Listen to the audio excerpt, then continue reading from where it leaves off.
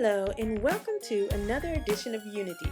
Today we're focusing on the importance of the arts in education, and we're speaking to my cousins who are members of the Wonderland Art Society, Nate Wonder and Roman G, an author. They're credited as talented musical producers on Janelle Monáe's musical CDs, The Archandroid and Metropolis. Roman and Nate also travel with Janelle as a very intricate part of the behind-the-scenes team. Let the record show.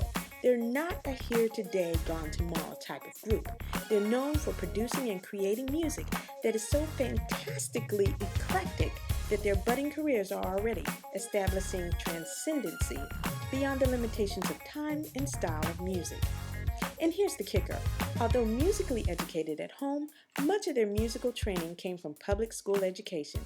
The arts in our public schools are indeed important. We are back with two very special guests. These are my cousins. This is Nate Wonder, and Roman. Yes.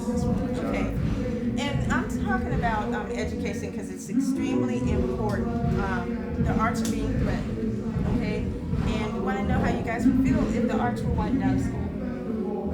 I feel very strongly about the importance of the arts in school. I remember when I was growing up, I went to music class, and that was from kindergarten. I remember going to music class. Every day we would go, we would learn instruments, we would learn what different instruments were, we would learn the sounds, we would learn notes, rhythm, chord notes, all that kind of stuff. And I feel like it was a very important part of my growing up and understanding music, as well as having visual art class. I was very into visual arts as well. It was a very necessary creative release that I needed when I was in school. I cannot imagine sending my child to a school without an arts program. I wouldn't do it. So I will not send my kids to a school that doesn't have an arts program. Not even a chance. And Roman, how do you feel about that? Well, I agree with Nate. I would say that for musicians like ourselves that weren't actually formally trained, the extent of our musical education came from public school. Obviously that's very important to me now, and that's something that I don't take for granted. So I think arts in schools is very, very important. Hey! It's okay. That was Erykah Badu. Busting in. That's always good. Yeah, she's a great friend of ours. So talk about Wonderland. Yes. How did that come about, that collaboration? Wonderland began several years ago. I have always enjoyed the ability of music to bring people together. So that's one of the key things that for me has, fueled my ability to create music. I like languages. I studied Spanish when I was in school. Language to me is very important because it involves communication. Music is like the ultimate language. You don't have to be of a certain age to understand it. You don't have to be from any certain region to understand it. Music is just that good. It's like magic. And so it's like emotions. And so it's just one of those things that for me has been something I've gravitated towards in terms of its ability to bring people together. So when I was in school, I would always have people over to my dorm room, and I would have like 20 people in my room, in my dorm. And I would make songs while they were there, and we would all make songs, and it would just be different people who would come in and sing or whatever. And we would just make songs and have a good time all night, stay up till like 5 in the morning, just making songs and just singing them. And then the next day, we'd have a CD, we'd burn the CD, and the next day we'd all be like riding around listening to it, and like, yeah, this song is good, boy, just having a good time. And so when I met Chuck Lightning, we would just have big parties, and we would have a lot of people over, and we'd write music. I always like writing music in front of people, on the spot, just to see what kind of great energy I could pull from them. In other words, see if I could translate their emotions and feelings in the moment into a song, just that exact moment. Because it would be such a euphoric space, and I would try to take that energy and create a sound that sounded like that moment. So it's basically a collective of who? Of thrivals, people who, and artists, I guess, it's like it's called the Wonderland Art Society, and so it's about arts. And so we all focus on the arts in some way or another, yeah. And we all have different specialties. Some of us are more visual artists, some of us are video editors, some of us are singers, some of us, are producers.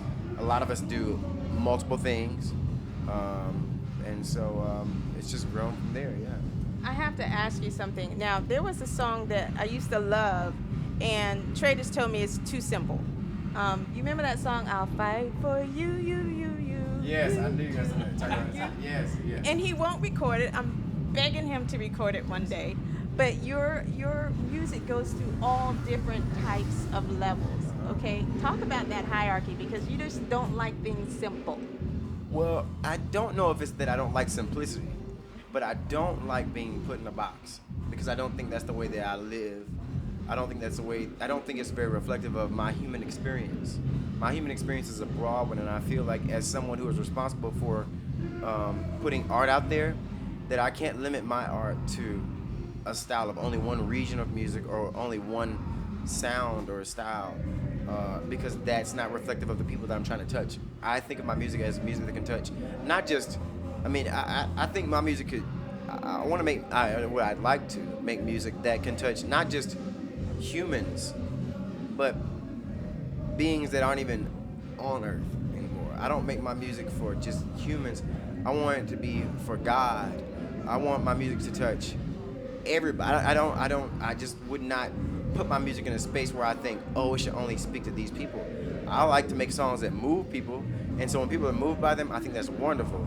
That doesn't mean that I'll make my next song exactly the same way, though, you know? And so I feel like the breadth and sound that I try to create has always been about really just kind of making sure I don't try to make sure I don't get pigeonholed, but I'm not into being pigeonholed at all. So that's what it really is.